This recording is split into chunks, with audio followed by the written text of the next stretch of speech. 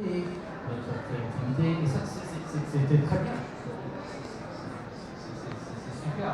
Mais c'est pas la fin de l'histoire. Ce n'est que le début. Si on suit la lenteur jusqu'au bout, la lenteur peut nous mener à une réflexion, une profonde réflexion, à faire face aux grandes questions. Qui suis-je? Quelle est ma raison d'être? Quel est le sens de la vie? Quel genre de société? Quel genre d'économie? Quel genre de système politique? Pour l'environnement? Veut-on créer et laisser à nos enfants? Comment peut-on créer un monde plus sage, plus humain, plus solidaire? Ce sont les grandes questions qui nous attendent. Comment peut-on, pour citer le nom de ce salon, comment peut-on vivre autrement? Et ça, c'est vraiment pour moi l'objectif principal du mouvement. C'est de nous mener à faire face à ces questions, à trouver les bonnes réponses. Et si on veut faire face à ces questions, il faut...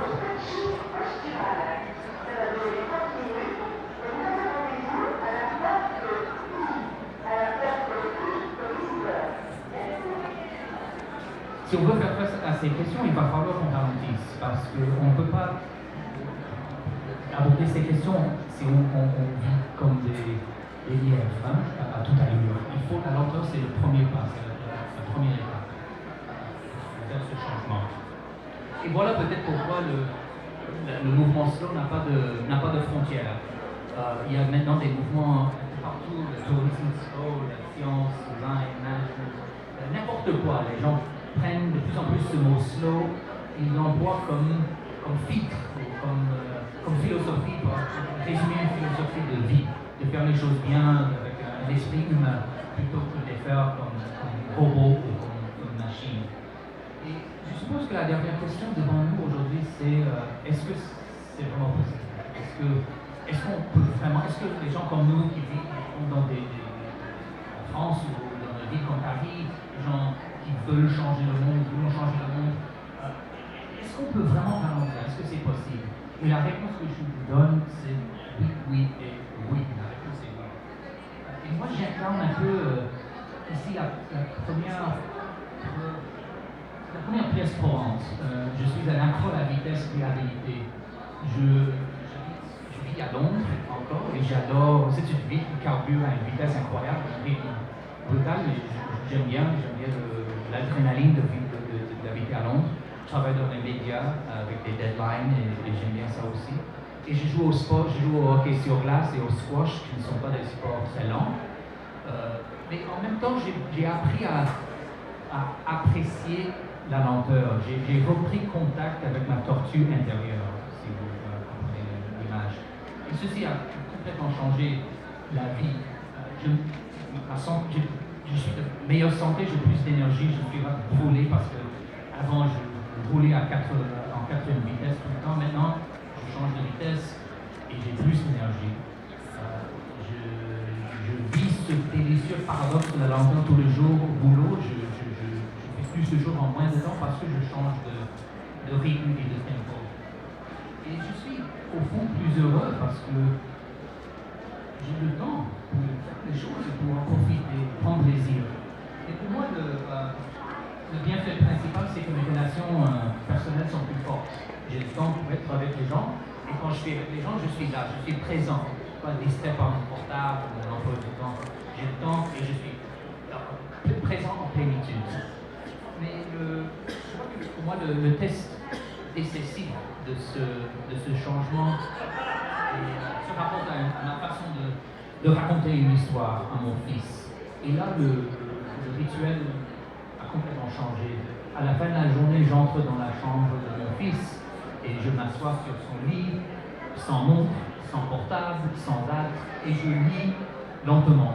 Je lis sans omettre un mot. Et je peux vous assurer que Blanche-Neige est beaucoup plus amusante avec cette main qu'avec toi.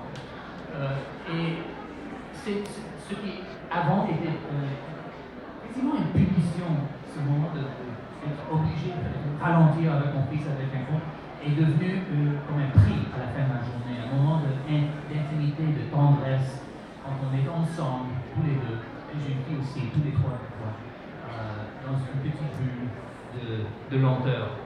Et je voudrais en fait clore avec une histoire un peu hollywoodienne. Comme mon premier livre, Éloge de la lenteur, a paru, je devais faire une tournée publicitaire en Amérique du Nord. Alors j'avais, les valises étaient faites, la porte était ouverte et j'attendais le taxi. Et mon fils est arrivé avec une carte qu'il avait façonnée lui-même. Il avait pris 2 fiches qu'il avait agrafées. Et sur le devant, il avait mis un autocollant de Tintin. Et mon fils, nous sommes les deux des grands fanatiques de Tintin. Et moi, j'ai reconnu l'autocollant parce qu'un ami de mon fils l'avait rapporté de la boutique de Tintin à Bruxelles. Et mon fils, en recevant cet autocollant, avait dit bon, cet autocollant est merveilleux, trop exceptionnel pour être utilisé. Alors il l'avait caché dans un coin de sa chambre. Et il était là, sur le devant de cette carte. Et j'ai dit, bon, j'ai ouvert la carte et dedans il y avait écrit à papa affectueusement Benjamin. Et je lui ai dit, waouh, bravo, c'est une jolie carte, quel honneur, l'autocollant de Tintin.